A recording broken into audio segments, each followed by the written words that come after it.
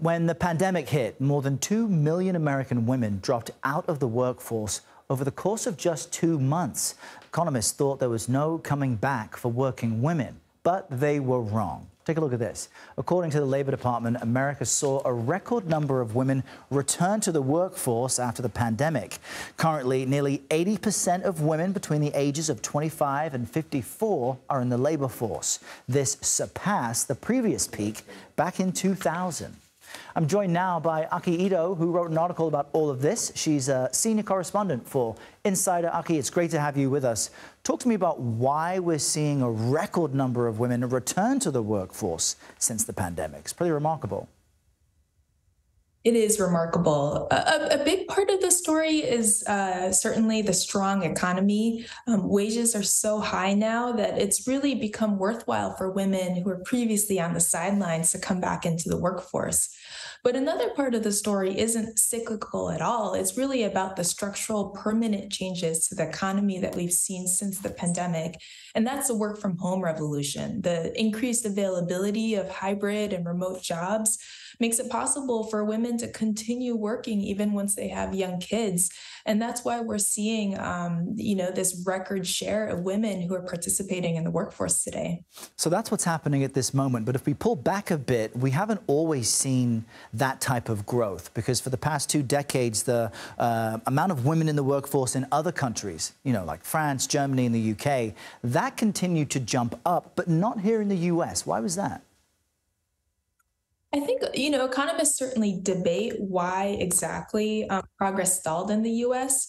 But when you look at countries like France, Germany, the UK, pretty much every other country in the developed world, you see that all these countries continue to invest in childcare, in work rights to work part-time, and all of these things helped women continue to come into the workforce to keep working even once they had young kids.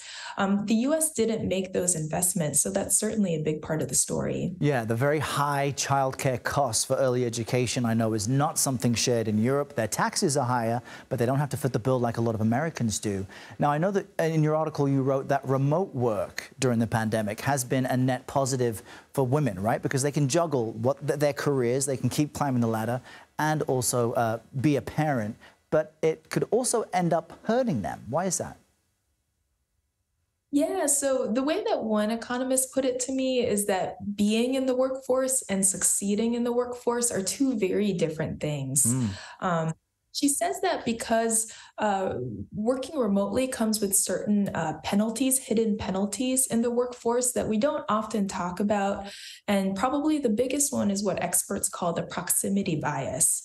Managers have a tendency to promote the people who they see the most often in person. And if men are the ones who are going into the office and women are the ones who are staying at home, then men are getting the secret advantage in the workplace, getting those promotions, getting those raises, and that might end up exacerbating the pay disparities between men and women. Yeah, I always advise people, see your boss in person and just say hello if you can. It's very hard to send the boss a hello email, just wanted to say hi. Tell me this, how could the push to return to the office affect the gender pay gap? Because that's a major lingering problem. Yeah, and I think we're already starting to see this now. There's been a big push over the last year among companies to bring their workers back.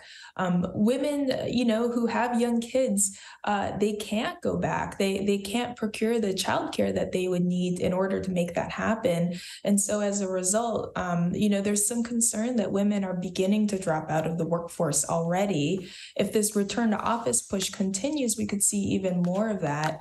And I think also because men are returning to the office, but women aren't, once again, we might really start to see that proximity bias creep in. Well, it's a great article you wrote. Thanks for joining us. And it's great to see you're a cyclist, see a cool bike in the background. Always great to hit the road on 2 wheels. Aki Ito, thank you for your time today. Thank you.